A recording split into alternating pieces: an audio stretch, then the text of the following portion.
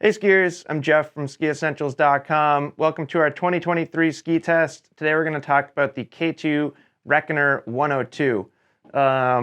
Just personally, this is probably one of my favorite skis that's come out over the past 2-3 seasons. Really fun, kind of hybrid, all-mountain freeride ski in the 102 millimeter waist width. It is pretty obviously a twin tip shape. But it's not really designed as like a park twin tip necessarily. It's more designed as a extremely versatile twin tip, one that you could ski in some powder and some trees. You can take it into the park too. So just a ton of fun to ski around the whole mountain, and some really cool technology in this ski as well. So it starts with a fir and aspen wood core. That's supported by two different applications of carbon. So we get carbon spectral braid, which is really cool. One of my favorite things to kind of describe what we get is this cross-hatching application of carbon, and the weave or the design of it changes in different portions of the ski. So underfoot, that weave is a little bit tighter, and then as you reach the tips and tails, it's elongated, so the carbon runs more vertically through the tips and tails and more horizontally underfoot. What that's designed to do, and something that K2 is doing in a number of their skis right now, is control torsional stiffness in different sections of the ski. So right underfoot here, you get the most torsional stiffness. That leaves the tips and tails a little looser. And what that's designed to do is give the ski a fun, playful, kind of surfy, smeary feel when you want that.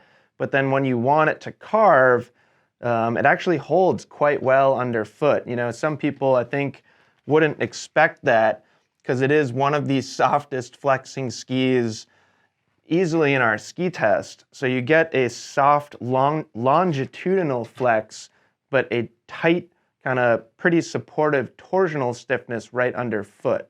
So it's really interesting, and I'll talk a little bit more about that in a moment. Before we do, let's take a look at shape. So quite a bit of tip and tail rocker in this ski. It's pretty interesting when you kind of compare shape to construction, because really as that carbon spectral braid gets longer, that's kind of where the rockered portion of the ski starts. It's also where it switches to cap construction. And that's basically the exact same in the tail. We've got almost symmetrical rocker camber profile in this ski, really a true twin tip. And then some nice poppy camber underfoot. That's really coming from the carbon boost braid, which is the other application of carbon in this ski. That's just longitudinal stringers that run through the center of the ski. So super fun. Probably my favorite thing to do on this ski every time I get back on it is with the combination of a soft longitudinal flex and good torsional stiffness, you can get it to bend so easily and make these really deep trenched carving turns. Obviously 102 underfoot twin tip carving is not really designed to be its focus, but it is undeniably extremely fun to do on this ski. And then the other side of the spectrum is it's really easy to flick around, really easy to slash and smear and kind of make slarving turns on with that tip and tail rocker. It's also pretty darn lightweight. So I believe we have the 177 length here.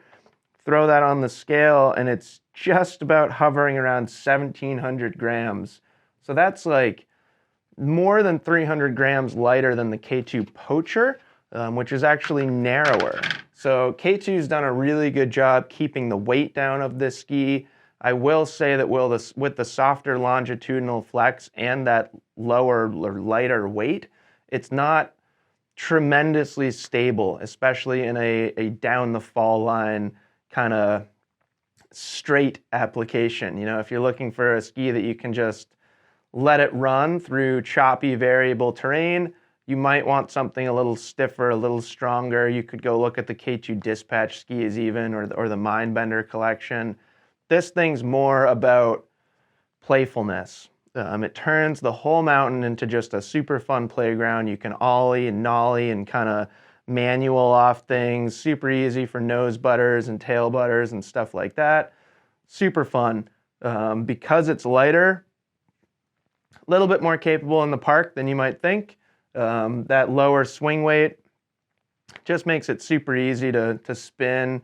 It feels really quick when you slide rails. It's not the strongest ski in the park.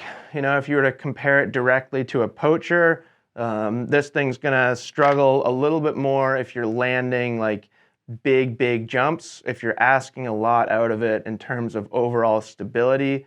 But super fun for a park skier who leans more towards like the jibby, playful side and prefers to be on a wider platform. So super fun as an all-mountain ski, really fun in the trees, get those deep, trenchy carves, pretty quick and agile in the park. So just a lot of fun here. I'd even go as far to say that at 1,700 grams, if you wanted more of a center-mounted touring ski, you could put an Alpine touring binding on here, and I don't think anybody would call you crazy. I've seen far more questionable decisions made with ski and binding combination. So there's another application for it too. Let us know if you have any questions about it. Great ski, happy to talk more about it, and we'll see you out there on the slopes.